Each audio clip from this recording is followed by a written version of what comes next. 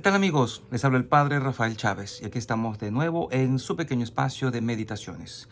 Estamos a viernes de la cuarta semana de Pascua. Hoy es 16 de mayo. En el nombre del Padre, del Hijo y del Espíritu Santo. Amén. Señor Dios, fuente de nuestra libertad y salvación, escucha nuestra súplica y a quienes redimiste con la sangre de tu Hijo, danos la gracia de vivir para ti y encontrar en ti la felicidad eterna. Por nuestro Señor Jesucristo, tu Hijo, que vive y reina contigo, en la unidad del Espíritu Santo, y es Dios por los siglos de los siglos. Amén. Y hoy seguimos con el libro de los Hechos, capítulo 13, versículos del 26 al 33. En aquellos días, Pablo continuó su predicación en la sinagoga de Antioquía de Pisidia con estas palabras: Hermanos míos, descendientes de Abraham y cuantos temen a Dios, este mensaje de salvación les ha sido enviado a ustedes. Los habitantes de Jerusalén y sus autoridades no reconocieron a Jesús y al condenarlo cumplieron las palabras de los profetas que se leen cada sábado. No hallaron en Jesús nada que mereciera la muerte y sin embargo le pidieron a Pilato que lo mandara a ejecutar. Y después de cumplir todo lo que de él estaba escrito, lo bajaron de la cruz y lo pusieron en el sepulcro. Pero Dios lo resucitó de entre los muertos, y él, ya resucitado, se apareció durante muchos días a los que lo habían seguido de Galilea a Jerusalén. Ellos son ahora sus testigos ante el pueblo. Nosotros les damos la buena nueva de que la promesa hecha a nuestros padres nos la ha cumplido Dios a nosotros, los hijos, resucitando a Jesús, como está escrito en el Salmo 2.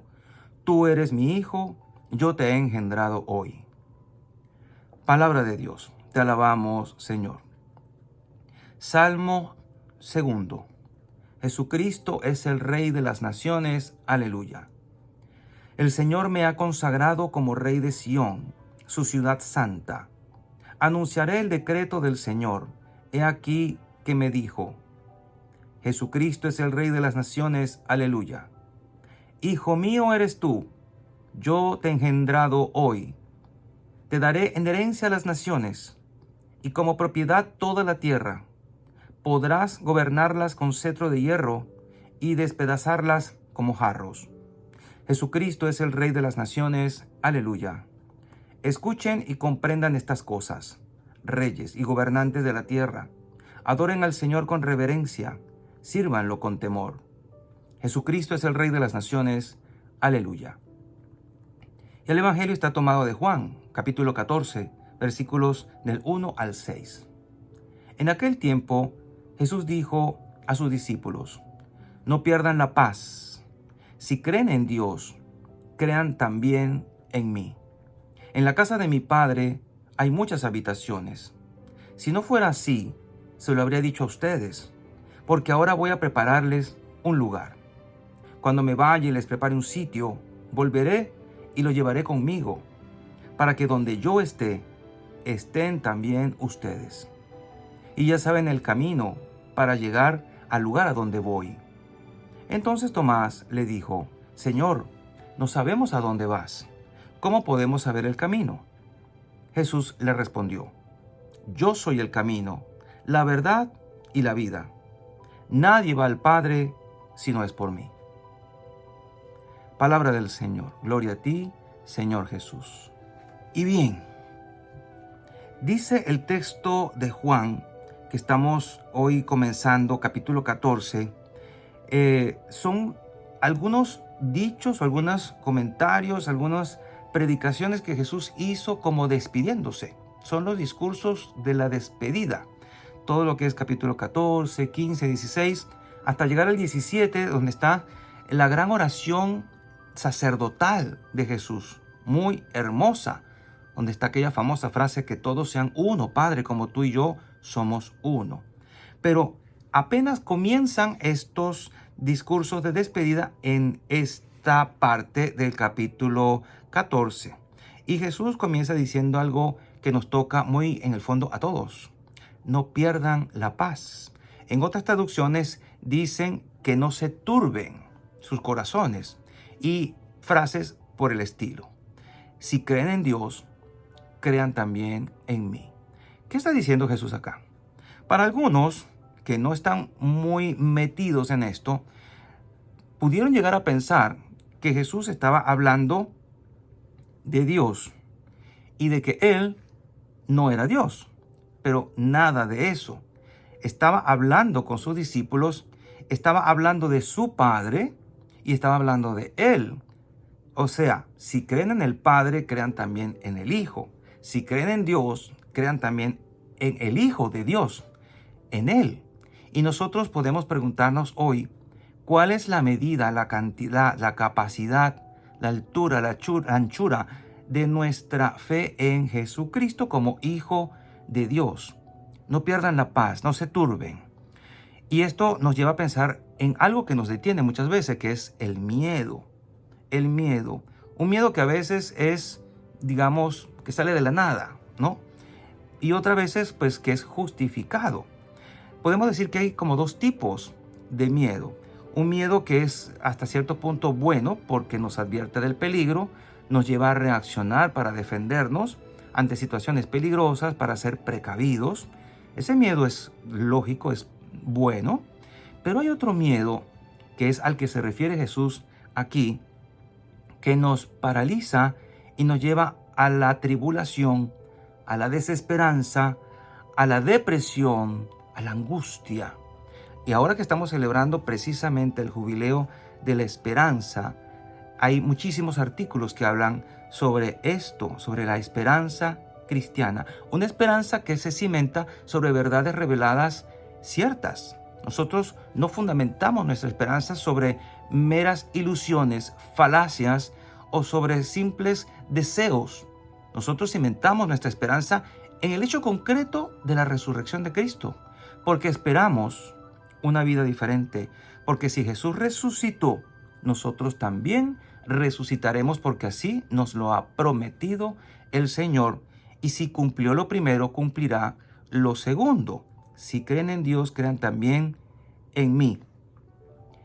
Yo te pregunto ahora, ¿podrías identificar algunos de esos miedos que te causan esa depresión, esa tristeza, ese agobio, esa agonía en ti?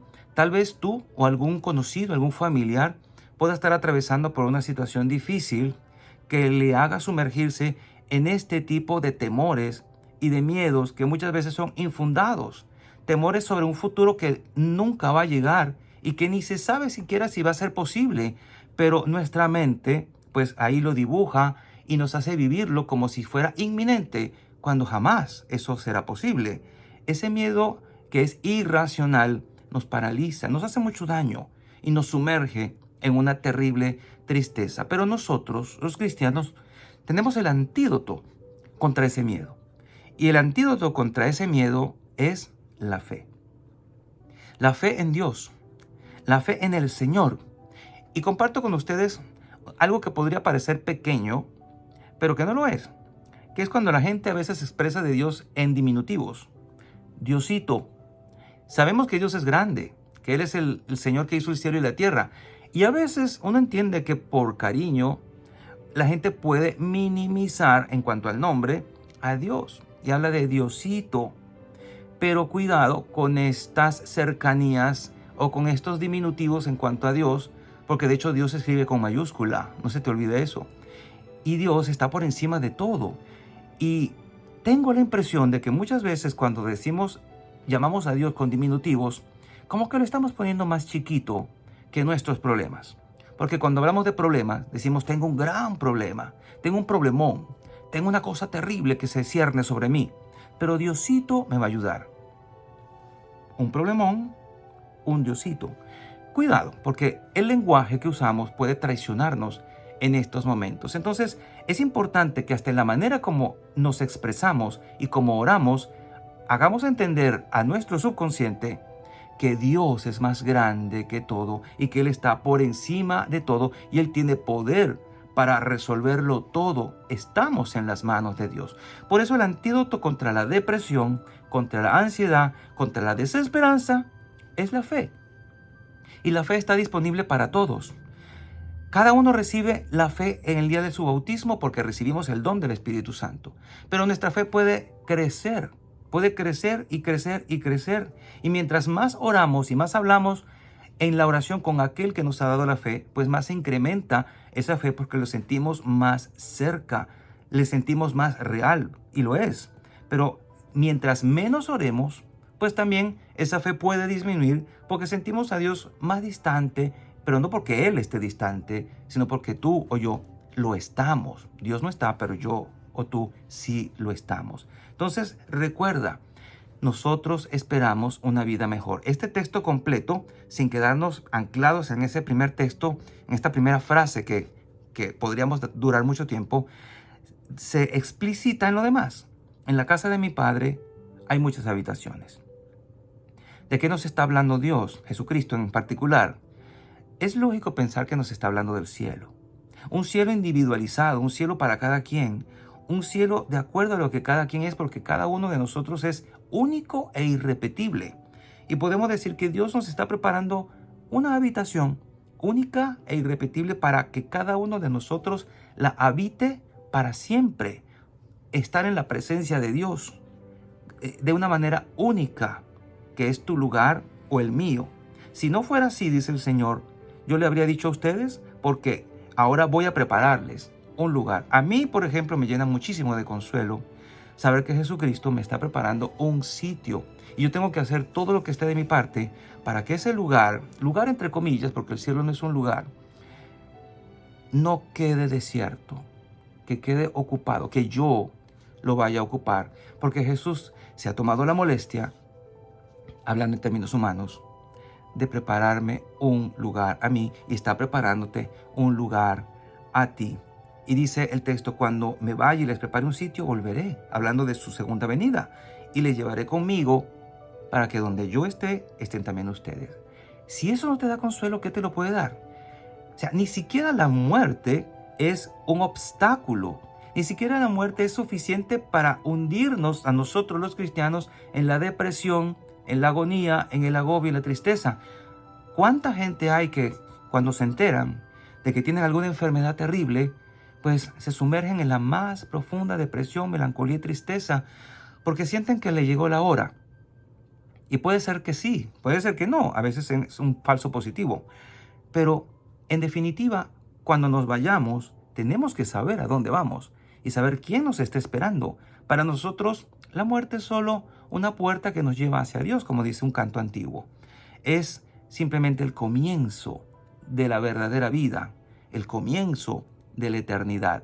No es el final, es el principio de la eternidad. Si lo vemos desde esta perspectiva, muchas cosas pueden cambiar en ti y sobre todo en tu estado de ánimo y en cómo ves la vida de ahora en adelante. No pierdas la paz, que nada te la quite, ni las malas noticias, ni los malos augurios, ni la gente que viene a ti con ganas de amargarte la vida. No, no lo dejes. El amor está por encima de todo eso. Y cuando vivimos en amor, en esperanza y confiando plenamente en que estamos en las manos de Dios, nada ni nadie nos puede perturbar. Tengamos claro que si algo quiere Dios, es que tengamos paz dentro de nosotros, que no vivamos con un corazón atribulado o turbado, porque la paz viene de la fe y la fe nos la da el Señor. Y la bendición de Dios Todopoderoso, Padre, Hijo y Espíritu Santo, descienda sobre cada uno de ustedes y les acompañe siempre. Y seguiremos en contacto, si Dios lo permite, a través de este canal. Chao, chao.